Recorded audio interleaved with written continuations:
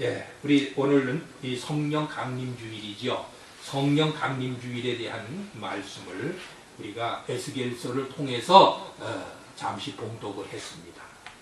새 신을 우리 마음속에 심어주시고 우리에게 새 마음을 주시겠다고 약속하신 이 말씀을 오늘 중심으로 성령 강림 주일에 임하여 성령의 역사에라는 제목을 가지고 오늘 이 시간 함께 은혜 받는 시간이 되기를 원합니다. 우선 성령 하면은 우리 보통 성령을 뭐라고 생각하지요? 성령을 누구라고 생각하십니까? 성령 분명히 하나님이세요. 하나님이신데 보통 성령 하면은 하나님이라는 생각보다는 하나님이 보내주시는 어떤 영, 하나님의 무슨 영향력 또는 하나님의 능력 이런 식으로 생각하는 경우가 흔하다는 얘기예요. 그러니까 성령이라고 하는 개념을 오랜 신앙생활을 하면서도 이것을 하나님이라는 의식보다는 하나님이나 그리스도 예수께서 보내주시는 그분들의 신, 그분들의 영으로 우리는 받아들이기가 쉽습니다. 진리의 영이라고 보통 이야기를 합니다.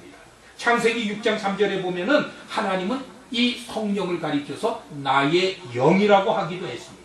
로마서 8장 2절 말씀에 보면은 생명의 성령이라는 말씀으로 명칭을 주시기도 합니다. 또 갈라디아서 4장 6절 말씀에 보니까 그의 아들의 영이라는 말을 붙이기도 합니다. 성경 곳곳에서 나오는 이름을 보면 하나님의 영, 하나님의 신, 주의 영, 그리스도의 영, 그리고 전부 이런 식으로 부르다 보니까 우리가 자칫 잘못해서 언뜻 보게 되면은 성령을 성령 하나님으로 받아들이기보다는 성부 하나님과 성자 예수 그리스도께서 보내주신 그분들의 영적인 역량이라든지 능력 정도로 판단하기가 쉽습니다. 근데 절대로 아니라는 것이죠. 성령 하나님도 성부 하나님이나 성자 하나님과 똑같이 독립적인 하나님의 특성을 가지신 분이다 이런 말이에요. 독립적인 하나님의 한 분이시라고 한다면 뭘 가지고 계신 분이죠? 하나님은 인격적이신 분이잖아요. 그러니까 성령 하나님도 인격을 가지고 계신 분이에요. 우리가 삼위일체의 신비가 뭡니까? 유일하신 하나님이거든요. 한 분 유일하신 하나님인데 그 하나님 안에 성부 하나님, 성자 하나님, 성령 하나님이 세 분이 함께 계시는 그런 유일하신 하나님이에요. 이거 대단히 중요한 것이죠. 그래서 삼위일체는 신비입니다. 어떻게 그렇게 할 수가 있을까? 그러니까 우리가 섬기는 유일하신 이 하나님은 하나님 한 분 안에 세 인격이, 세 분의 인격이 한데 하나로 뭉쳐져 있는 분이라는 말이죠. 그러니까 하나님은 언제나 외롭지 않으세요. 하나님은 처음부터 끝까지 계신 분이요. 알파요, 오메가요. 그러니까 하나님 자신은 그 삼위 하나님이 세 분이 하나님 속에서 서로 인격적인 교류를 해나가시는 그런 신비 중에 있는 하나님을 우리는 성삼위일체 하나님이라고 배우고 있습니다. 성경에는 성삼위일체라는 말이 하나도 나오질 않아요. 그럼 우리가 왜 삼위일체라고 부르느냐? 그것은 삼위일체라는 이야기는 나오지 않지만은 성경에서 얘기할 때 성부 하나님을 얘기할 때도 하나님이요. 성자 예수 그리스도 하나님을 말할 때도 하나님이요. 성령을 말씀하실 때도 하나님이기 때문에 우리는 그 한 하나님을 삼위일체 대신 유일하신 하나님이라고 우리는 믿고 있는 것입니다. 우리가 그리스도 예수를 어떻게 인격을 가지신 분인가? 또 성부 하나님은 어떻게 인격을 가지신 분인가? 이것을 우리가 상고할 때도 많이 생각을 했었지만 성령 하나님께서 독립적인 인격을 가지신 하나의 하나님이라는 것을 우리가 어떻게 받아들여야 되느냐? 인격을 갖추셨다고 하는 것은 뭘 가지고 있다는 것이죠? 지식과 그리고 의지와 감정 이 세 가지를 함께 가지고 있을 때 지정의를 가지고 있을 때 그것을 우리는 인격이라고 얘기한다고 해요. 그래서 성경을 보면 성령을 말씀하실 때 성령을 하나님이 보내주신 신이라고 하면 영어로 얘기하면 몇 인칭이 됩니까? 3인칭이 되죠. 근데 3인칭인데 사람을 가리키는 3인칭과 사물을 가리키는 3인칭은 다르게 부르잖아요.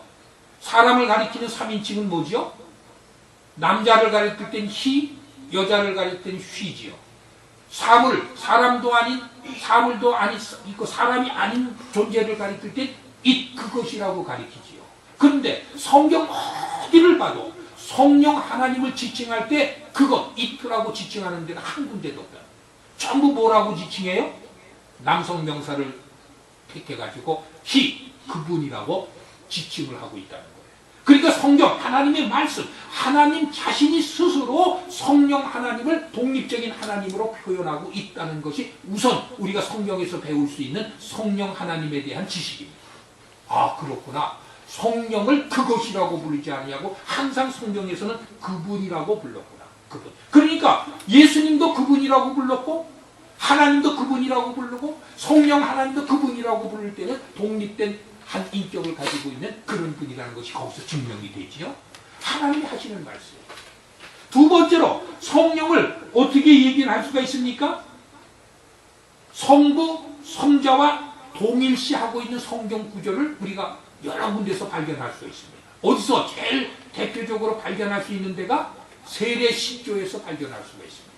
우리 성도들이 모두가 다 신앙을 갖게 될 때 세례를 받죠.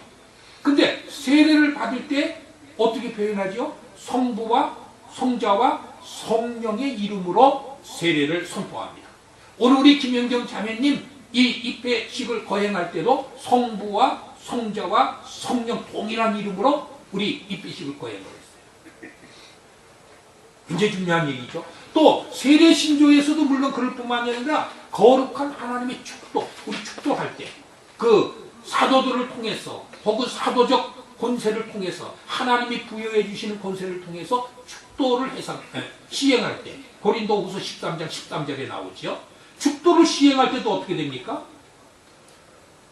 거룩하신 그리스도의 그 은혜와 하나님의 사랑과 성령님의 감동하심, 그래서 성부, 성자, 성령이 동일한 위치에 서가지고 축도를 동시에 행하는 그런 교훈을 우리는 축도 교훈에서 받을 수가 있습니다.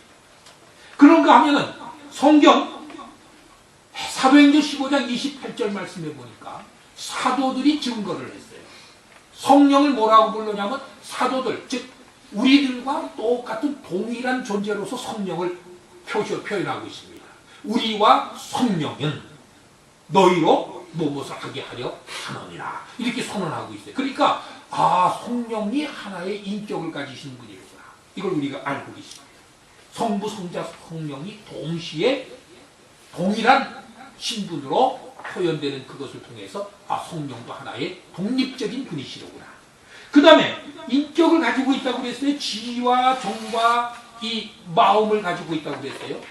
성령께서 지식을 가지고 있나요? 예. 고린도전서 2장 9절 말씀해 보니까 하나님의 사정을 하나님의 영이 아니면 누가 알리요. 그러니까 성령은 하나님의 영이시지만 하나님의 모든 것을 알고 계신 분, 지식을 가지고 계신 분이라는 것이 거기서 나타납니다.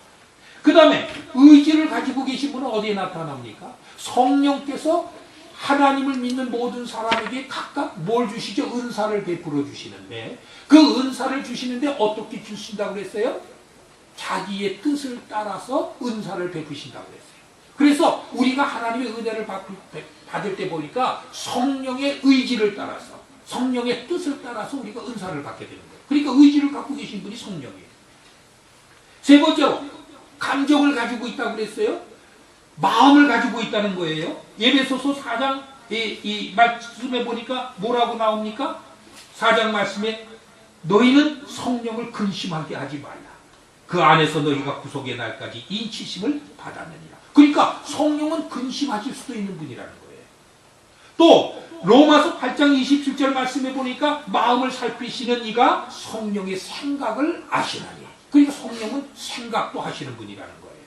또 로마서 8장 26절에 보니까 우리가 기도할 것을 모를 때에 말할 수 없는 탄식을 가지고 슬픔도 하신다는 거예요. 한탄도 하신다는 거예요. 탄식을 가지고 우리를 대신하여 기도를 해주신 분이 성령이라는 거예요.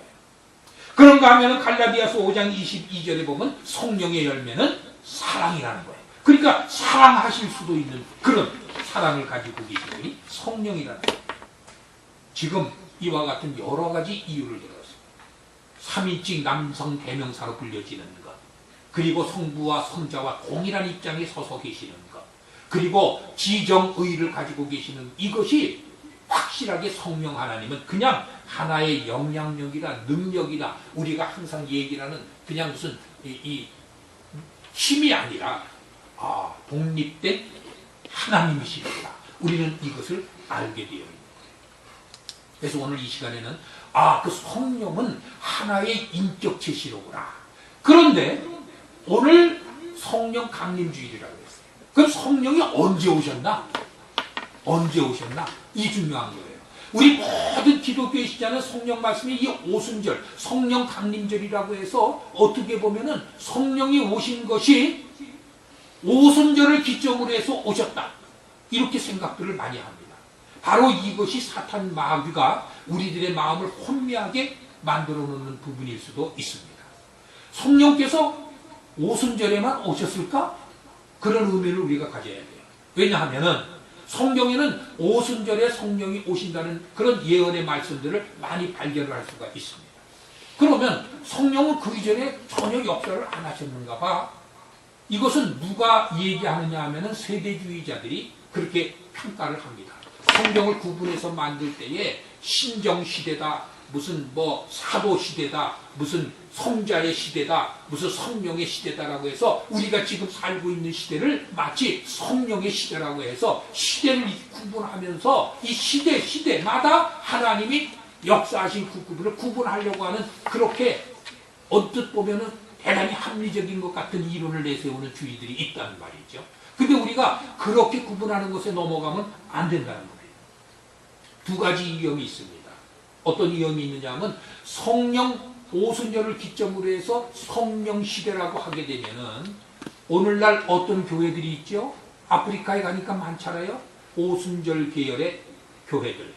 우리나라에는 그 오순절 교회를 약간 바꾸어서 무슨 교회가 돼 있어요? 순복음 교회라는 것이 조영기 목사님이 자기가 오순절 출신이라 돼서 순복음 교회를 합니다.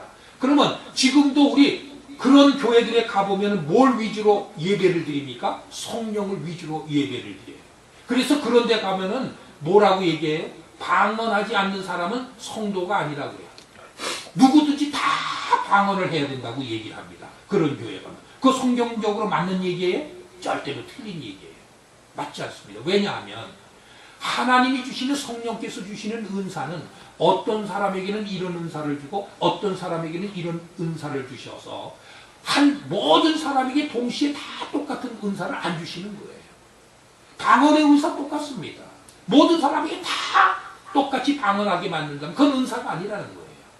그런데 이 순복음교회나 그런 데 가보면은 다 방언을 해야 된다고 강조를 하고 있어요. 성결교회 같은 데 다 방언을 해야 된다고 강조를 하고 있어요. 그건 말이 안 맞는다는 얘기예요. 방언할 수 있는 능력을 받은 사람도 있고 하지 않는 사람도 있어요. 예언하는 능력을 받는 사람도 있고 그렇게 하지 않는 사람도 있어요. 병 고치는 치유의 은사를 받은 사람도 있고 그렇게 하지 않은 사람들도 있는 거예요. 그러니까 성령께서 은사를 주실 때에는 그것이 꼭 필요한 사람에게만 그 은사를 주신다는 거예요. 그러니까 어떤 한 은사를 지칭을 해가지고 모든 우리 성도들은 다 그걸 받아야만 하나님의 자녀입니다. 이렇게 얘기하는 것은 온전히 틀린 얘기가 되는 거죠. 바로 성령에 관한 이야기를 할 때 우리가 위험성이 있는 것은 성령을 과도하게 중요하게 생각을 해서 사람의 생각을 얹어가지고 그렇게 누구든지 방어를 해야 됩니다. 이런 얘기하는 것, 이건 굉장히 우리가 넘어가면 안 되는 이야기예요. 그러나 또 한편으로 장로교회에 한번 와보세요. 장로교회에 오면은 성령 운운하는 것에 대한 위험성을 너무나 경계하다가 보니까 장로교회는 또 어떻게 해요? 성령의 역사를 너무 축소시켜서 오직 그리스도 예수께서 이 땅에 오셔서 말씀하신 그 성경의 말씀만을 가지고 또 강조를 하는 또 폐단이 있습니다. 그래서 성령을 너무 경시하는 것도 절대로 안 된다는 거예요. 그래서 우리가 성경 말씀을 들을 때는 하고 항상 중심을 잡고 성경 여호수아에서 나오잖아요. 좌로나 우로나 치우치지 아니하고 하나님의 진리의 말씀을 진리 그대로 우리가 깨닫고 알아들을 수 있는 지혜가 있어야 된다는 거예요. 그것이 곧 우리가 공부를 하고 하나님의 말씀을 우리 것으로 만들어 놓는 방법 중에 하나라는 거예요. 그래서 그런 두 가지 위험사실이 있는데, 그러면 오순절에 도대체 오순절에 성령이 오신다고 하는 예언의 말씀을 어떻게 해석해야 됩니까? 그런 질문을 우리가 반드시 할 수가 있지요. 예수께서 이 땅에 오셨어요. 예수님 사역을 하셨어요. 십자가에 달리시고 죽으시고 부활하셨어요. 그리고 부활하신 다음에 요한복음 15장을 요한복음 통해서 뭐라고 그러셨어요? 내가 너희에게 보혜사 성령을 다시 보내줄 것이다. 약속을 하셨거든요. 그러니까 그 얘기를 언뜻 듣게 되면요, 요한복음 14장 16절에 나오죠. 그러니까 아직 성령이 오시지 않았구나. 그렇게 오해할 수 있는 말씀들이 거기 나온다는 말이죠. 그러니까 오순절 성령 강림주의라는 의미를 우리가 정확히 알지 못하면은 성령은 오순절에 비로소 온 것이야. 잘못 이해할 수가 있다는 거예요. 그래서 우리가 그럼 그것을 어떻게 하면 확실하게 알 수가 있겠습니까? 이렇게 질문을 해야 되죠. 제가 늘 말씀드리는 것이, 어제도 우리 사모님하고 어디 갔다 오다가 그런 이야기를 했어요. 사모님 얘기가, 목사님 말씀은 좋은데요, 너무 어려워요. 힘들어요. 막 그래요. 그래서 뭐가 어려워, 뭐가 힘듭니까? 그랬더니 너무 그 한 가지만을 딱 짚어서 그날 간단하게 얘기를 해줘야 그걸 내 것으로 소화할 수 있는데, 얘기가 앞에서부터 뒤까지 길다 보니까 앞에 들은 얘기는 하나도 모르겠고 뒤에 가서는 전혀 생각도 안 나가고 전혀 성경에 대한 것을 나중에 알지 못하게 되더라. 이런 폐단이 있다. 이런 지적을 제가 받았어요. 그런데 제 입장에서 놓고 보면은 하나님의 말씀을 제대로 깨달으려면 그 어느 한 대목만 딱 잡아서 얘기해가지고는 그건 잘못 나가기가 쉬운 겁니다. 왜? 아까도 말씀드린 성령이라는 것 딱 하나만, 오순절이라는 개념, 오순절에 성령이 오셨다는 것만 하나만 딱 얘기하면은요, 전부 다 해석을 어떻게 할 수밖에 없냐면, 성령은 오순절에 오셨구나. 이렇게 아주 못이 박힌단 말이죠. 성경에 나오죠. 이사야서 30간정에 보니까 하나님의 말씀이 잘 박힌 못처럼 우리 가슴에 박혀가지고 그 잘 박힌 못 위에 하나님의 영광이 걸려야 되느니라. 하나님이 그 말씀을 하셨어요. 얼마나 중요한 말씀이에요. 하나님의 말씀이 우리 심령에 잘 박힌 못처럼 단단히 박혀가지고 이 박힌 못 위에 늘 하나님의 영광이 걸리는 인생을 살아야 되는 것이 우리 믿는 자들의 이야기라면, 잘 박힌 못처럼 박히려면 어떻게 돼야 돼요? 앞뒤 전후를 따져서 정확하게 깨달아야 된다는 말이죠. 하나님의 말씀은 무조건 맹종하라는 말씀이 아니거든요. 오늘도 저희가 오늘 이 입회식 거행하는데 이 요한복음 15장 말씀 주셨죠? 뭐라고 말씀하셨어요? 예수님이 이제부터는 너희를 종이라 하지 않겠노라. 김영경 자매님은 이제 예수님의 종이 아니에요. 그렇죠? 뭐가 됐어요? 가능축복교회 입회에서 정식 교인 등록함으로써 무엇이 됐어요? 예수님의 친구가 됐어요. 어이구, 갑자기 예수님의 종에서 친구로 성격하는 엄청난 일이 벌어졌어요. 그러니까 어떻게 보면 그 이야기를 잘못 깨달으면은요, 또 구원파가 돼버리는 거예요. 나는 이제 친구가 됐어. 그러니까 예수님하고 맨날 맘먹고 돌아가려고 이런 잘못된 일을 벌릴 수가 있어요. 그런데 친구라고 하면 그 윗절에는 뭡니까? 성경을 그것만 보면 안 되고 그 윗절에서 주신 말씀을 다 읽어보면, 사람이 친구를 위하여 자기 목숨을 버린다고 하면 그보다 큰 위대한 일이 없나니. 그렇잖아요? 친구를 위해서 생명을 버린다는 것은 뭡니까? 결국 너희가 내 계명을 지키면 이제로부터는 내 친구가 되느니라. 바로 그 이전의 말씀이 중요한 거예요.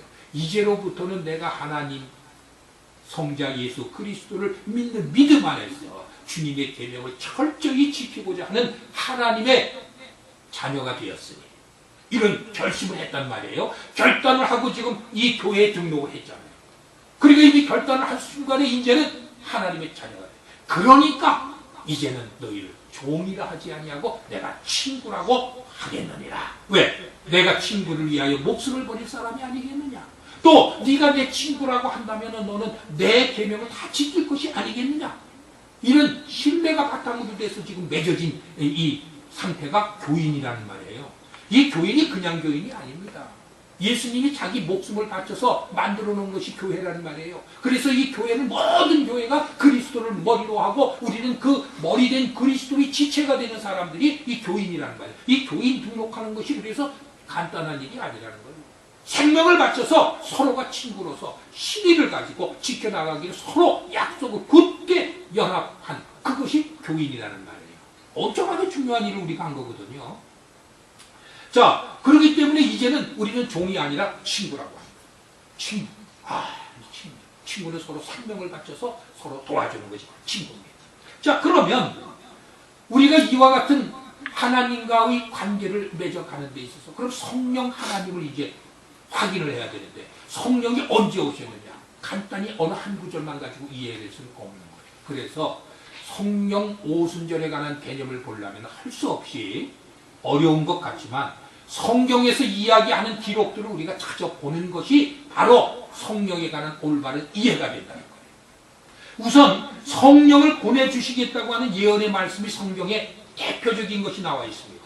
베드로가 오순절날 성령이 임했어요. 어떻게 임하셨다고 그랬죠? 오순절에 급한 바람 같은 형식으로, 그리고 불의 혀 같은 형식으로 그 중에 모여있는 120문도의 심령마다 성령이 작용을 하셨어요. 그래서 모두 성령 충만해가지고 그날 일어나서 설교를 시작을 했는데 그때 대표적인 설교를 한 사람이 베드로거든요. 그 베드로가 설교를 할 때 뭘 인용했어요? 요엘서 2장 28절로 29절 말씀을 인용했습니다. 요엘서 2장 28절로 29절 말씀에 뭐가 나옵니까? 그 후에 내가 내 신을 만민에게 부어주리니 너희 자녀들이 장래일을 말할 것이며, 너희 자녀들이 예언한다는 얘기예요.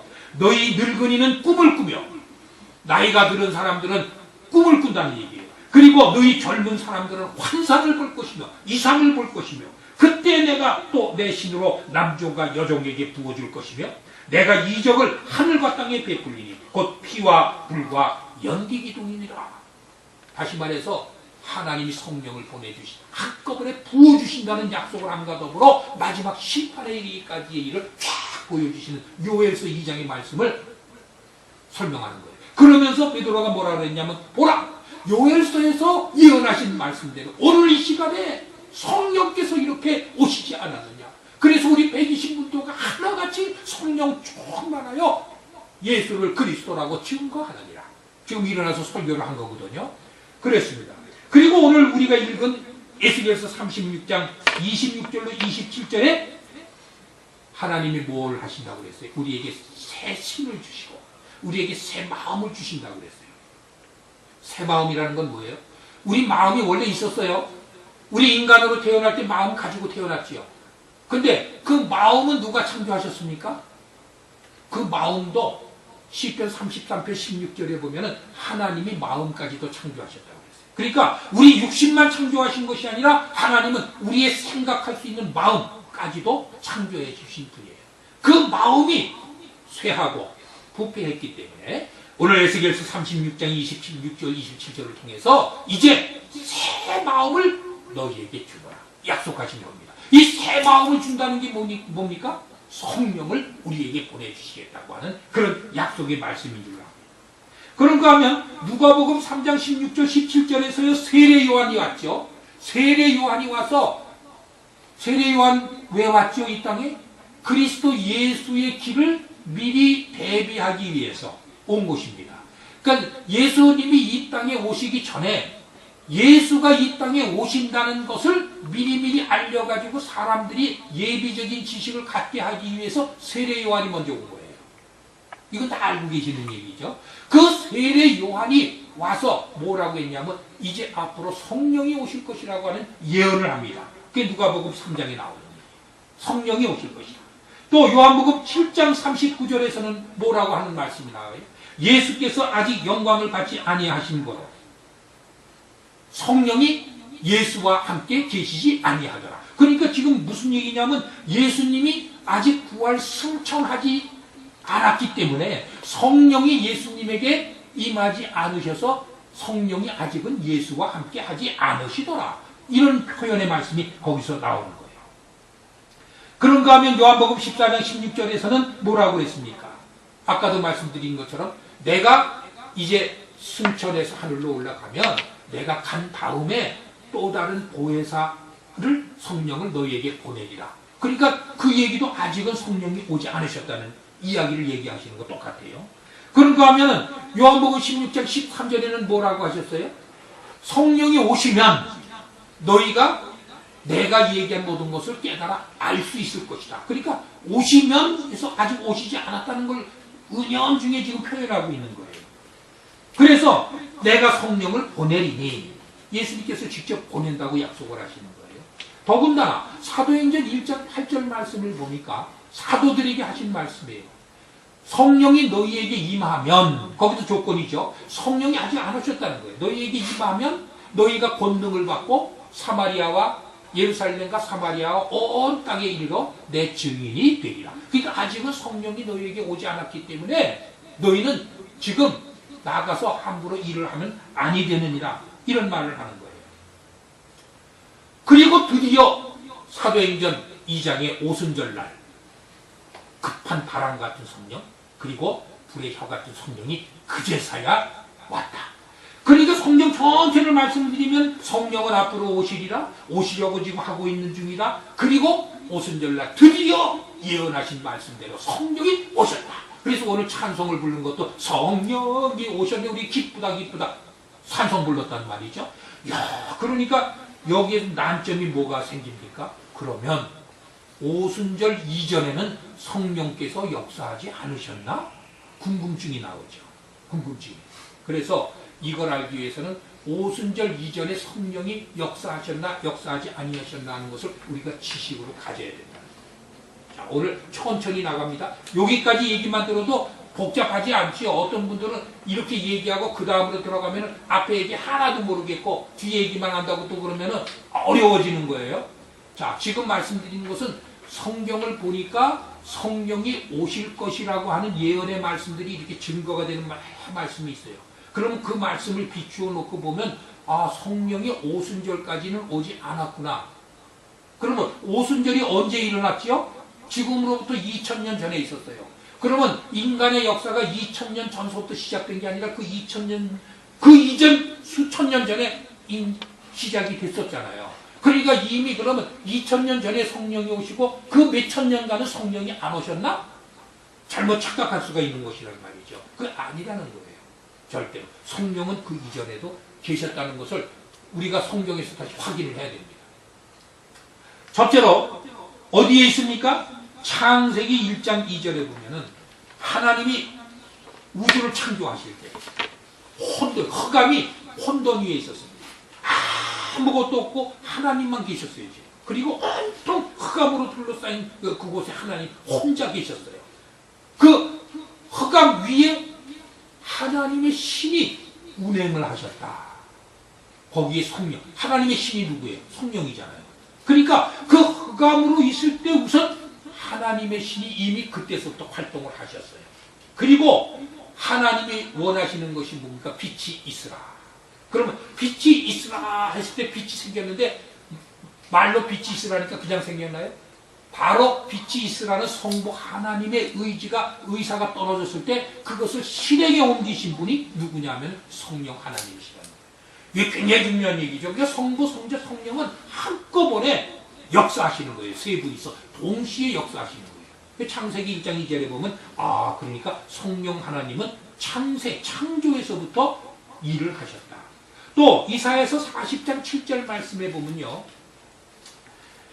그렇게 창조하신 모든 피조세계를 유지하고 관리하시고 보존하시는 그분이 누구냐면 성령이십니다. 그게 어떻게 증명이 되냐면 꽃이 시들어요. 들에서 꽃이 시드는데 꽃이 시들면 여호와의 기운이 그 위에 불미라. 그런 표현이 나옵니다. 여호와의 기운이 뭐예요? 그게 성령이거든요. 그러니까 우리가 들에서 꽃이 시들고 꽃이 피고 지고 하는 것도 그냥 이루어지는 게 아니라 성령의 영향이 없으면은, 성령의 작용이 없으면은 그거 하나도 이루어지지 않는다는 거예요. 그래서 시편 104편에서는 뭐라고 말씀하셨어요? 여호와께서 성령을 거두시면, 우주 만물에서 성령을 걷어가시면 그 우주 만물은 쇠하고 기울어지고 그리고 소멸하고 죽음에 이르게 됩니다. 그런데 여호와의 성령을 다시 보내주시면 만물이 소생하는 역사를 갖게 되느니라. 아, 그러니까 역시 하나님이 어떤 계획을 성안하시고 실행하실 때에 그 실행의 중심은 누가 하시느냐? 성령 하나님이 하신다는 거예요. 그 다음에 이제 우리가 이 세상 살면서 받는 큰 일반 은총이라는 것이 있습니다. 일반 은총은 하나님이 선인과 악인을 구분하지 아니하시고 누구에게나 다 베풀어 주시는 은혜입니다. 만일에 일반 은총이 없었다면요, 우리 인간 세계는 있을 수가 없어요. 아담과 하와가 에덴 동산에서 죄를 범했을 때 즉시로 죄의 삭은 뭐죠? 죽음이거든요. 그러니까 다 소멸해서 없어졌어야만 돼요. 그런데 어째서 우리가 남아있나요? 지금까지? 그것은 바로 하나님께서 오래 참으셔서 회개할 수 있는 기회를 주시기 위해서 우리에게 시간을 허락해 주신 거예요. 이게 누가 하신 거냐면 이 성령께서 하시는 일이라는 거예요. 우리에게 오랜 시간을 허락하고 계신 겁니다. 즉시로 우리는 다 멸종이 돼야 되는 존재인데 하나님의 자비하심으로 우리가 회개할 수 있는 기회를 얻게 하시는 그런 은혜를 주신, 이것이 말하자면 일반 은총이라는 거예요. 그러니까 선인과 악인에게 다 뭘 주시는 거예요? 시간을 허락해 주셨다. 세월을 주셨다는 거예요. 또 선인과 악인에게 전부 골고루 햇빛도 비춰주시고 비도 내려주셨다는 거예요. 그것이 일반 은총입니다. 우리가 말하는 일반 은총이라는 것은 믿는 사람이든 믿지 아니하는 사람이든 인간에게 베풀어 주시는 하나님의 자비하신 은혜라는 거예요. 이것을 누가 증명을 했냐면 루스드라의 선교를 갔을 때 사도 바울이요, 바나바와 바울이 루스드라의 전도 여행을 갔어요. 전도 여행을 갔는데 거기에서 뭘 했어요? 안진뱅이를 고쳐주고 죽은 자를 살리는 역사를 일으켰습니다. 그러니까 거기에 있던 루스드라 사람들이요, 바나바와 사울을 보고 누구라고 알고 있어요? 신이라고 떠받든 거예요. 그래서 바나바는 뭐라고 그랬어요? 바나바는 그 스스라고 해요. 스스는 누구를 얘기하냐면 제우스 신을, 그 당시는 이 그리스에서 나온 신화, 로마 신화 이런 것이 유명했으니까 이 제우스, 신 중에 가장 으뜸이라고 인간이 생각했던 제우스 신, 이거를 스스라고 불렀는데 바나바를 제우스 신이라고 쳐봤더라고요. 그리고 이 바울은 누구라고 해서 허메라고 해요. 허메는 누구예요? 헤르메스라는 신은 뭐예요? 말을 잘하는 신이 헤르메스거든요. 그러니까 바울은 허메라고 떠받들었어요. 그래서 사당을 짓고 난리법석을 쳐서 바울과 바나바를 신처럼 떠받들려고 하니까 그때에 바울과 바나바가 뭐라고 해요? 여러분들 절대로 그렇게 하지 마십시오. 우리도 여러분들과 똑같은 성경을 가진 인간에 불과합니다. 신은 우리가 아니고 다른 하나님이 계시는 것이요, 그분은 우리에게 비와 해를 내려주시는 그런 분입니다. 그래서 일반 은총을 주고 계시는 하나님을 선전했던 그런 기록을 우리는 사도행전에서 발견할 수가 있어요. 그게 루스드라 전도에서 일어났던 일입니다. 이 일반 은총이에요. 일반 은총이라는 것은 우리가 구체적으로 더 얘기하면 악인에게도 옵니다. 그리고 우리가 살고 있는 이 땅의 세상에도 일반 은총은 다 골고루 내리는 거예요. 이 세상에 오셔서 비추시는 빛, 참빛, 이 세상에 와서 비추는 빛이 있었나니 그 빛은 뭡니까? 사람들에게도 비춰졌어요. 사람들이 그 빛을 안고 자기 빛으로 반사를 할 수가 있게 되어 있어요. 그것을 우리는 뭐냐면 자연적인 오성이라고 합니다. 자연적인 깨달음이라고 하죠. 그것이 바로 뭐냐 하면은 양심이라는 거예요. 사람은 누구나 다 양심이 있어서 하나님이 비추시는 참 빛을 우리에게 반사해서 비출 수 있는 능력들을 소지하고 있다는 거예요. 그래서 그 빛을 받은 사람들이 어떻게 됩니까? 하나님이 정부를 세우고 나라를 만들고 권세자들을 만들어 주셨어요. 그럼 사람들은 마치 자기가 잘나가지고 지가 왕이 된 줄 알아요. 이번에도 대통령 문재인 씨가 대통령이 됐는데요, 문재인 씨가 똑똑해서 대통령이 된 줄로 사람들은 잘 알아요. 근데 아니죠. 대통령을 누가 세우는 거예요? 하나님이 주시는 거예요. 세상에 있는 권세는 누가 만드신 거예요? 하나님이 주시는. 어디 나옵니까? 그 얘기가 로마서 13장 1절에 나오죠. 세상의 모든 권세는 하나님이 정하시는 것입니다. 하나님이 정하시는 거예요. 그러니까 우리는 대통령이 되는 것도 무슨 사람들의 힘으로 생각하면 절대로 안 돼요. 그래서 로마서 13장 4절에는 그 권세에 굴복하라고 그러는 거예요. 일단 정해졌으면은, 저도 문재인 대통령 되게 싫어하는 사람 중에 하나였거든요. 아이고 그 사람 정말 지겹도록 싫어했는데 일단 대통령이 하나님이 시켜주셨는데 뭐라고 할까요? 굴복해야죠. 그렇죠? 순종해야 돼요. 권세를 하나님이 주신 거예요. 그럼 왜 하나님이 그 권세를 주셨을까요? 악을 제어하기 위해서, 사회의 질서를 유지하기 위해서 그 권세를 주신 겁니다. 악한 질서든 선한 질서든 그 통치자가 없으면 그 사회는 붕괴되어 버리고, 많이 생각을 해보세요. 북한에 김정은이도 통치자예요. 그 권세도 사실 하나님이 주신 거예요. 우리는 그렇게 잘 받아들여야 돼요. 그러면 다른 사람, 에이 공산국가에 김정은 같은 사람을 어떻게 하나님이 세우셨고? 하나님이 세우셨어요. 아니네. 북한이 김정은 같은 권세자가 없다고 하면 어떻게 됐을 거예요? 북한 주민들은요, 지금보다 더 고통에 빠집니다. 왜요? 다른 나라 사람이 들어와가지고 나라 없는 백성이 되고, 그러면 그 나라 없는 백성은 우리 경험했잖아요. 일제 36년 동안에 얼마나 수탈을 당하고 인간적인 취급을 못 받는 그런 상태가 벌어집니까? 그러니까 악한 정부도 악한 권세도 권세라는 거예요. 하나님이 인정해 주신 권세예요. 그럼 주여 왜 그렇게 악한 정부를 만들어 놓으셨습니까? 그러면 대답은 한 가지밖에 없어요. 그것은 하나님이 무슨 일인가 하실 일이 있으셔서 만들어 놓으셨느니라. 하나님의 뜻이라는 거예요. 그리고 우리 받아들여야 되는 거예요. 또 사람들에게는 뭐가 있어요? 여론이 있어요. 여론. 그래서 여론이라는 게 뭐예요? 이 사람 저 사람이 똑같은 사건을 보고 이 사람은 이렇게 생각하고 저 사람은 이렇게 생각하잖아요. 사람마다. 그런데 여러 사람이 그 일을 생각하다 보면은 가장 대중적인 옳고 그름으로 결국 옳은 대로 귀착이 쥐어지는 것입니다. 이것이 여론이라는 거예요. 그래서 여론은 하나님이 만들어 주시는 거예요. 성령께서 이 작용을 하시는 거예요. 그것을 이 로마서 2장 14절에서 바울이 증거하잖아요. 뭐라고 증거합니까? 이런 일들은 그 양심이 증거가 되어 그 생각들이 서로 송사하여 혹은 변명하여 그 마음에 새긴 율법의 행위로 나타내느니라. 성경을 보면 이 말은 대단히 어려운 말이지만 쉽게 얘기하면 여론이라는 겁니다. 그러니까 사람들이, 국민들이 해서 서로 이 세상에서 우리 속담으로 이건 옳은 일이야, 이건 나쁜 일이야, 선악을 구별하는 그런 기운을 누가 주는 거예요? 성령이 일반인 쪽에서 주는 거예요. 또 그런가 하면 사람들 중에는 뭘 가지고 있어요? 문화, 예술, 과학에 대한 능력을 가지고 있는 사람. 그 문화, 예술은 뭡니까? 아름다움을 추구할 수 있는 능력이에요. 과학이라는 건 뭐예요? 재능을 추구할 수 있는 능력이라는 거예요. 그런 아름다움을 추구하고 재능을 추구할 수 있는 능력 누가 주시는 겁니까? 다 하나님, 성령 하나님의 작용이라는 거예요. 그래서 사람들이 이걸 모르는 사람들은 뭐라고 그래요? 셰익스피어나 미켈란젤로 같은 사람을 위대한 사람이라고 자꾸 추앙을 해요. 근데 셰익스피어의 재능, 미켈란젤로의 재능 누가 주신 겁니까? 하나님이 주신 거예요. 그래서 결과적으로 그분들이 굉장한 인류의 업적을 쌓아놓은 것은 그분들이 칭송을 받을 수 있는 것이 아니고 하나님께 영광을 돌려야 된다는 거예요. 영광은 언제나 하나님께 돌려야 된다는 거예요.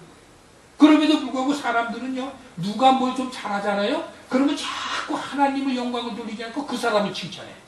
누가 좀 잘난 얘기했어요? 그러면 자꾸 사람을 칭찬해요. 그 사람을 따라간다는 말이에요. 절대 그러면 안 된다. 그 사람 뒤에 있는 것은 하나님이시라. 그러니까 우리가 무슨 일을 하더라도 사람을 추종하지 않고 하나님 중심으로 생각하는 지혜와 지식이 있어야 된다. 얼마나 중요한 얘기인가요, 이것이? 이것들이 다 뭐하느냐 하면은 성령의 영향력 하에서 살아가고 있는 우리들을 의미하는 거예요. 이게 진리라는 거예요. 성령에 의해서 되는 거예요. 그러니까 성령은 오순절에만 오신 것이 아니에요. 이미 창세로부터 성경을 보면 쭉 성령은 작용하셨던 거예요. 이사야서 45장 7절에 무슨 말이 나옵니까? 나는 빛도 짓고 어두움도 창조하며 나는 평안도 짓고 환난도 창조하나니 나는 여호와라 이 모든 일을 행하는 자니라.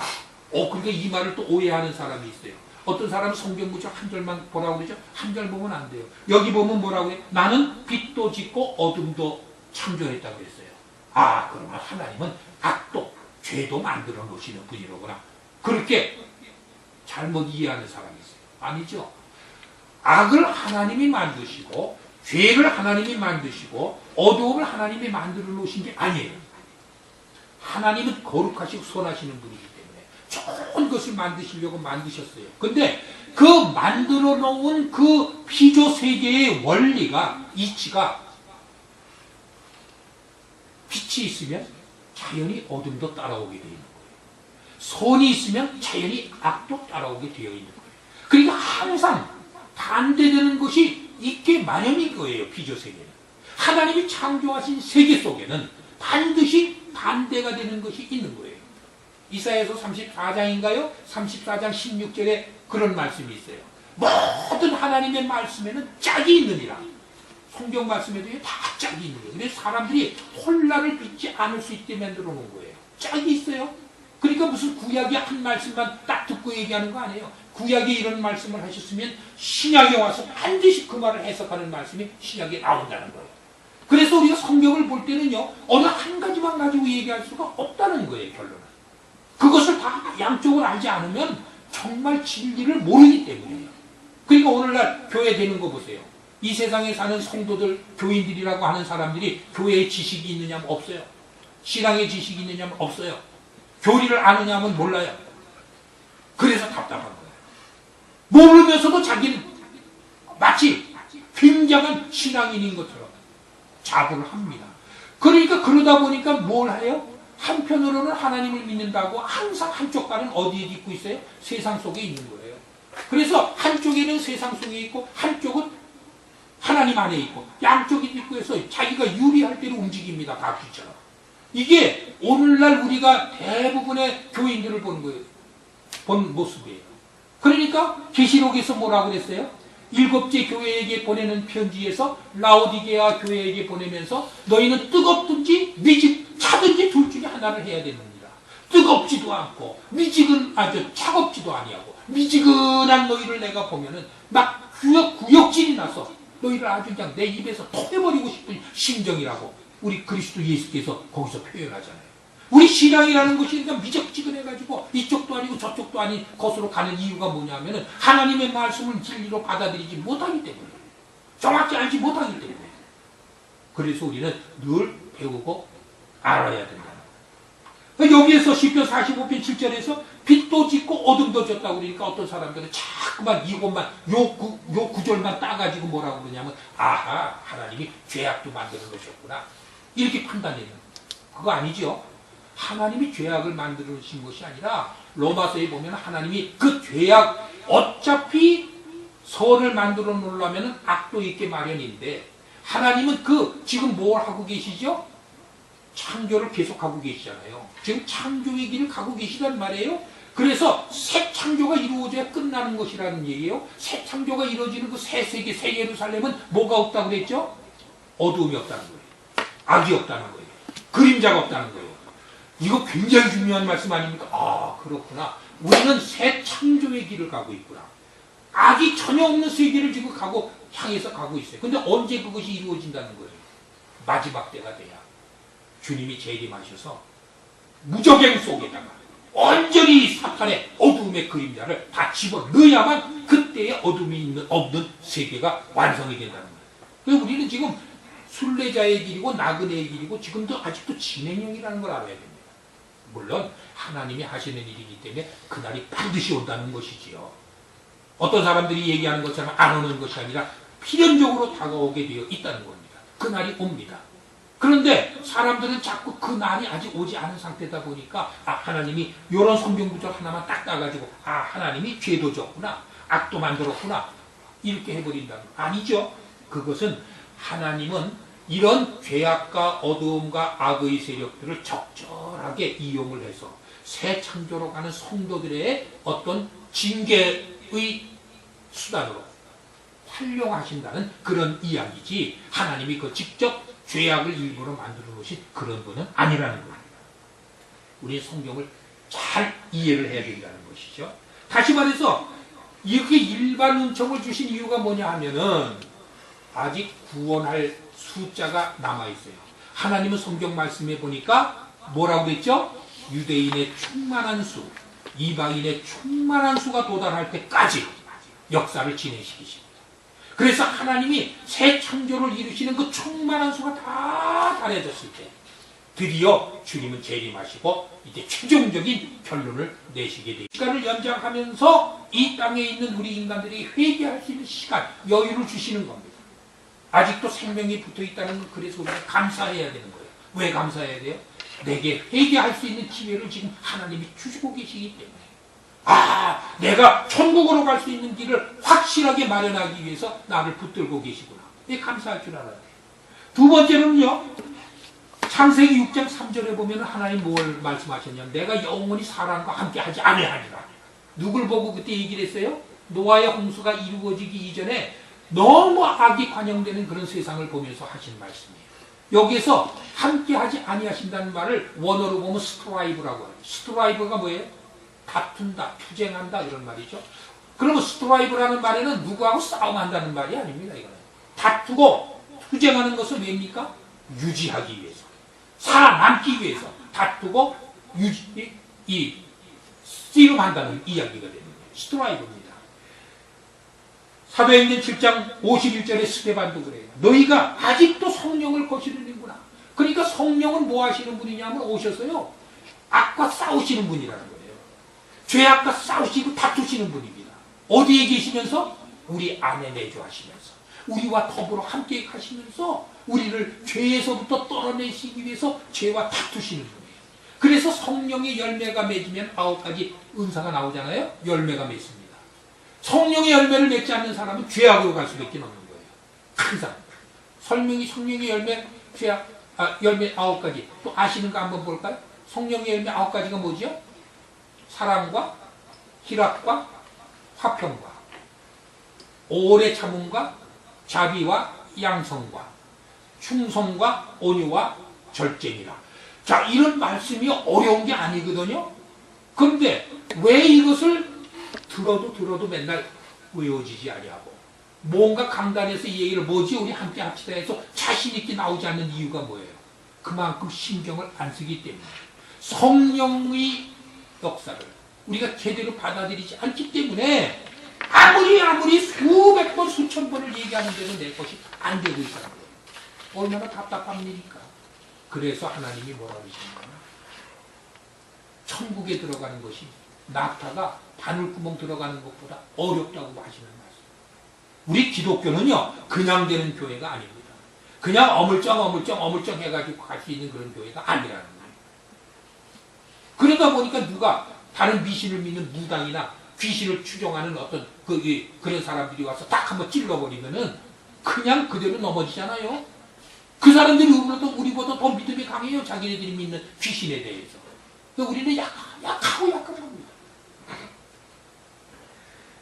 사람에게는요, 누구나 다 그래서 도덕심이 있고 의의를 추구하는 마음이 있고 심지어는 종교적인 마음까지도 있어요. 이러한 도덕을, 선을 추구하고 의의를 추구하고 종교를 신봉하는 그런 마음을 누가 주시는 겁니까? 그 성령 하나님이 주시는. 이게 일반 은총이라는 거예요.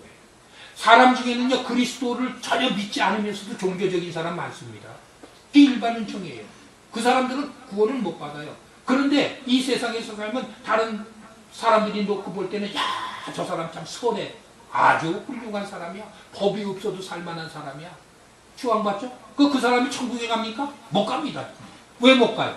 천국에 갈 수 있는 길은 그리스도 한 사람 위에는, 한 분 위에는 길을 안 만들어 놓으셨거든요. 아무리 세상에서 일반 은총을 받았어도, 그러니까 악인이 받았어도 천국에 못 간다는 겁니다. 이게 성령의 은사라는 거예요. 두 번째 은사가 또 뭡니까? 성령의 은사는 특별 은사가 있어요. 특별 은사라는 건 뭡니까? 특별한 사람들에게만 주신 은사가 있어요. 성경에서 제일 특별 은사를 먼저 하면 누가 먼저 떠오릅니까? 삼손과 같은 사람이 생각나잖아요. 삼손은 나시린이 뭘 나시린이라고 그러죠? 하나님만을 위해서 내 생명을 버리겠다고 각오한 사람이 나시린입니다. 그 나시린이는 나시린으로 사는 기간이 있죠. 그러니까 하나님만을 위해서 일하는 거예요. 삼손은 오직 하나님만을 위해서 일하는 나시린이었어요. 그러니까 나시린에게 주신 그 구약의 율도가 뭐냐면 머리에 삭도를 하지 않는 거예요. 그런데 누구지요? 삼손의 애인이 노래도 나오는데 딜라일라? 그 삼손의 여인이 그 블레셋의 꾀입을 받아가지고 삼손의 머리를 잘라버렸어요. 머리카락을 자르는 바람에 힘이 약해져서 결국은 이런 성령이 떠나가셔가지고 힘이 약해서 결국은 장민까지 되는 그런 불행을 맞잖아요. 그런데 머리가 다시 자라나니까 하나님이 주신 성령의 능력을 받아서 결국은 이 성전을 무너뜨리고 블레셋을 물리치는 역사를 일으키는 그 뭡니까? 특별 은사입니다. 그런 것이. 또 누구가 특별 은사를 받았나요? 모세 같은 사람. 하나님이 특별한 은사를 받았어요. 그래서 하나님이 그를 도구로 사용하시려고 하니까. 그 다음에 우리가 대표적인 이야기는 예루살렘 성전을 질 때 붓살렐 같은 사람은 뭐예요? 성전을 설비하고 이 성막을 세우는 기술을 다 전수해줬다는 기록을 보잖아요. 그게 특별한 은사입니다. 이게 성령의 역사라는 거예요. 그 다음에 예언의 은사? 하나님의 말씀을 하는 걸 예언이라고 그러죠. 모세의 시절에 엘닷과 메닷이라고 하는 일반인이 예언을 막 하니까 그 백성들이 모세를 위해서 그 사람을 시기해가지고 막 모함을 하게 돼 있어요. 그때 모세가 뭐라고 그랬어요? 그냥 놔둬라. 그 사람들도 성령이 능력으로 예언하는 것이니까 시기하거나 다투지 말 것이다. 또 특별하게 예언해서 발람이라는 사람이 있잖아요. 발람이라는 사람은 돈만 좋아하는, 제게 돈을 받으면 무엇이든지 하는 사람이었어요. 그 발람이 돈을 받아서 하는 일이 뭡니까? 자기가 한 것이 아니라 반드시 기도를 해야 할 때는 하나님의 능력을 받지 않으면 기도가 나오지 않았던 사람이에요. 그 발람, 그 유명한 이 발람의 이야기도 있습니다. 그러면 이렇게 특별한 사람에게만 하나님의 능력이 내려왔나요? 아니, 신자에게도 그냥 내려왔어요. 일반적인 신자에게도 하나님의 능력이 왔습니다. 시편 51편 11절에 보면 다윗이 기도를 합니다. 다윗은 평범한 사람이에요. 그런데 뭐라고 그랬어요? 주여, 주의 성령을 내게서 거두지 마시옵소서. 이렇게 기도하잖아요. 주의 성령이 일반 신도에게도 옵니다. 아브라함과 이삭과 야곱 다 특별한 사람 아니지만 하나님의 능력을 받은 사람들이에요. 세례 요한의 아버지 사가랴라고 하는 사람이 있죠. 세례 요한을 엘리사벳 자기 아내가 임신했을 때 성령이 오셔서 뭐라고 그랬어요? 네 아내가 뵌 아기는 성령 충만한 가운데 예수님이 오실 그 길을 예비하라고 탄생하실 그런 운명이다. 이런 일을 봤어요. 그러니까 일반인에게도 성령은 작용을 하시는 거예요. 그리고 그 안에 엘리사벳은 성령이 충만하여 그 아기를 낳았고, 아기가 복중에서 막 뛰고 노는 것을 느꼈을 때 마리아가 멀리서 다가왔어요. 마리아가 멀리서 다가왔는데 마리아도 누굴 지금 임신하고 있었어요? 예수 그리스도를 임신하고 있었거든요. 그런데 엘리사벳과 마리아는 평범한 인간이에요. 그런데 성령이 충만해서 뱃속에 있는 아기들이 서로를 알아보는 그런 역사가 우리 성경을 보면 멋들어지게 묘사되어 있습니다. 얼마나 훌륭한 일인가요? 성령의 능력이 아니면 바로 이런 일을 할 수가 없다. 오늘 오순절 강림 사건을, 성령 강림주의를 만나서 이제 오전에, 이게 너무 긴 얘기잖아요. 성령에 관해서 모르는 분들이 너무 많아요. 그래서 오늘 제가 자세하게 지금 말씀드리는 거예요. 성령은 오순절에만 온 게 아닙니다. 이미 오순절 이전에도 성령께서는 역사하셨습니다. 창조 시절부터. 그럼 이제 의문이 생깁니다. 그러면 어째서 성령이 오시리라고 예언을 하셨나요? 왜 이런 질문들이 많이 있나요? 이걸 우리가 질문해야 되겠죠. 왜 이런 예언들, 아직 오시지 않았다고 표현하는 것 같은 말씀들이 있었나요? 그래서 그런 질문을 보면서 우리가 마음속에 정돈을 해야 되는 것. 그러면 오순절이라는 의미는 무엇입니까? 이런 질문을 우리가 할 수 있어야 됩니다. 믿는 사람들이라면, 기독교 신자라면, 하나님이 선택해 주셔서 하나님의 자녀된 사람들이라면 성령 강림주일 오순절을 맞아서 반드시 물어봐야 되는 것이, 성령은 오순절에 오셨습니까? 그 이전에도 오셨습니까? 만일에 그 이전에도 역사를 하셨다면 왜 어째서 오순절에 오신 것처럼 성경은 말씀하고 있습니까? 그것을 어떻게 풀어야 되겠습니까? 이걸 질문할 수가 있어야 됩니다.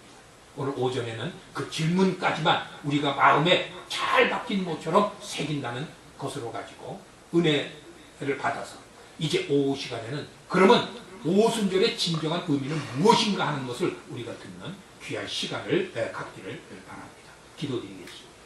은혜가